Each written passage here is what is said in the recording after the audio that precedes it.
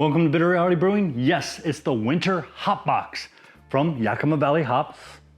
The Hopbox. This is the 8-ounce can size. I know we got some bags over here. We'll explain. Don't forget, like, subscribe, keep sharing. Definitely appreciate the sharing. This is the fourth and final box. I have a video following this that will cover all 4 boxes, compare them, give you the good, bad, no ugly, and we'll let you know if there were duplicates or issues, things like that, answer some questions people had. Don't forget, like, subscribe, keep sharing. Definitely appreciate the sharing. First, before we jump into this, and I will tell you, I have a hop in here that you've probably never heard of. I had never heard of it until it showed up, and I'm gonna brew an Irish red ale that I brew pretty much every year with toasted caraway seeds or Southern Cross. But instead, I'm gonna use this hop instead because I don't have any Southern Cross. I'm out and forgot to order some. I was running behind on the Irish red ale, so it was kind of a last minute decision to brew it anyways.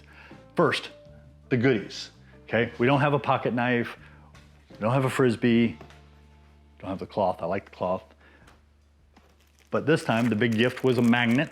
It's kind of big. I will say it sticks really well compared to some magnets I've bought from actual craft brewing companies that don't stick very well.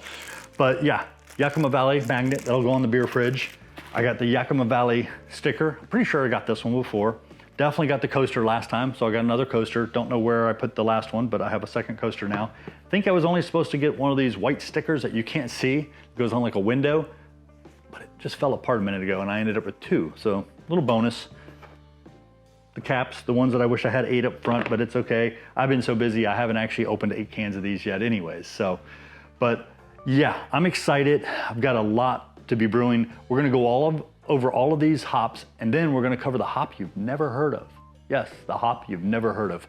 I will also give you a large version of this to look at on the screen. This is the little like brochure they put in the box to kind of go over everything you're getting. And then on the back, it talks about all the hops and what's going on and where maybe they were sourced or some of their exciting things about a certain hop. Pro tip, using Lupo Max, use 30% less than T90s. I'm gonna say use your Lupo Max in your dry hopping and your whirlpooling. But yeah, all of these hops are from the USA except one, it's from New Zealand. This is considered the Lupo Max and Friends. They have little titles for each group that they ship you. So we're gonna jump right in. And we're gonna go into the first one, which is Amarillo, and I'm gonna guess, yep, and I guessed wrong. Amarillo.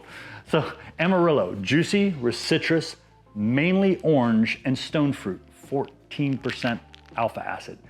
All of these are big except one, so gonna hang in there. But Lupo Max, 14%. One's at almost 20 and it's not even a Lupo Max. Now we're gonna jump into this one. This is actually a hop that I've considered brewing with and thought about buying, and then they sent it to me, so that's a bonus. And I have the perfect beer for this. The perfect beer. We've brewed it technically twice. And yes, I'm gonna brew it with this and it's going to be absolutely amazing. And it's Kvike. Yeah, using Kvike yeast.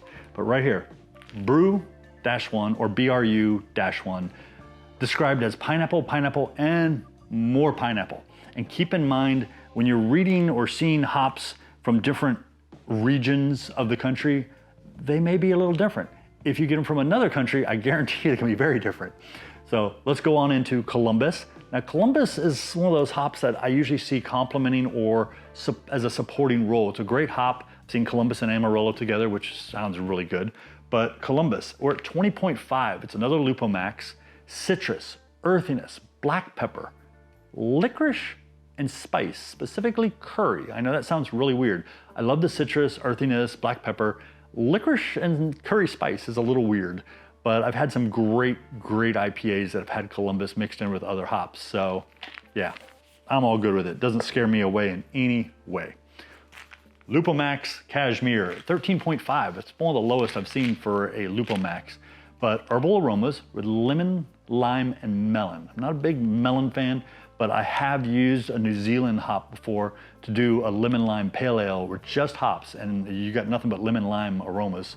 So very interested. I may eventually use some cashmere. I do have some regular cashmere in my freezer, just a little bit.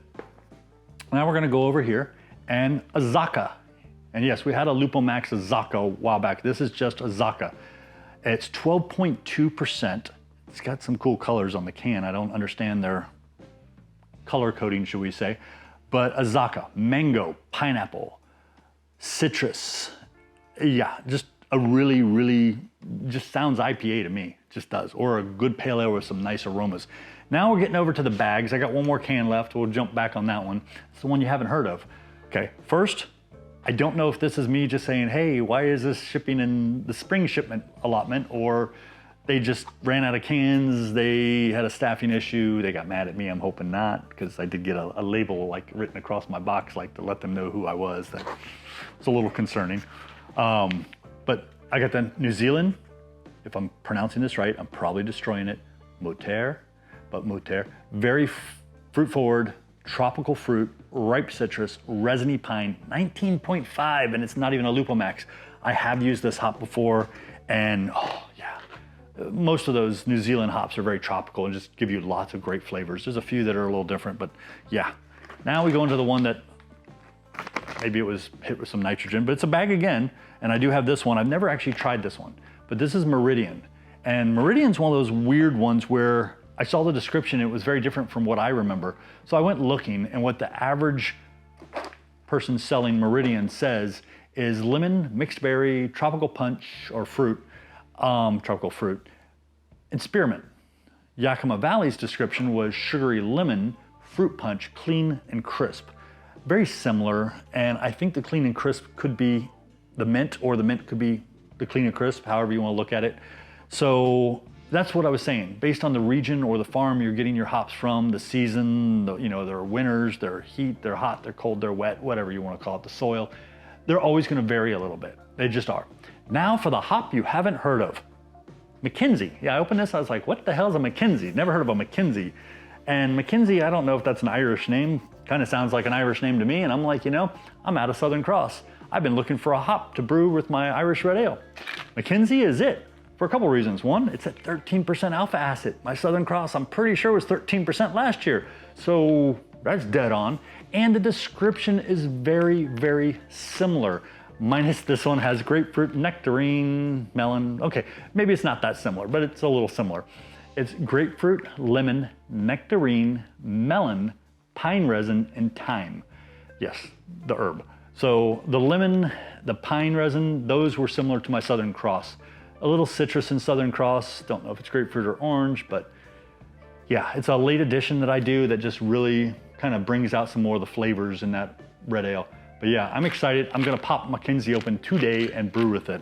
Don't forget to check out the video where I cover all of these. Don't forget to check out the Irish red ale. If you don't have time, you can search and you can see my Irish red ale from last year. Amazing. I do it with toasted caraway seeds and rye. So it literally tastes as you're drinking this red ale that a piece of rye bread is going across your tongue. It doesn't linger, it's just perfect. You don't want it to linger, you just want a subtle taste. Thank you again for joining us here at Bitter Reality Brewing. I'll leave links below if you want to go buy a hop box as a gift for somebody or something like that, or try a box. It's not an affiliate link, it's just me helping to make sure I make it easy for you. But don't forget, like, subscribe, keep sharing, definitely appreciate the sharing. Thank you.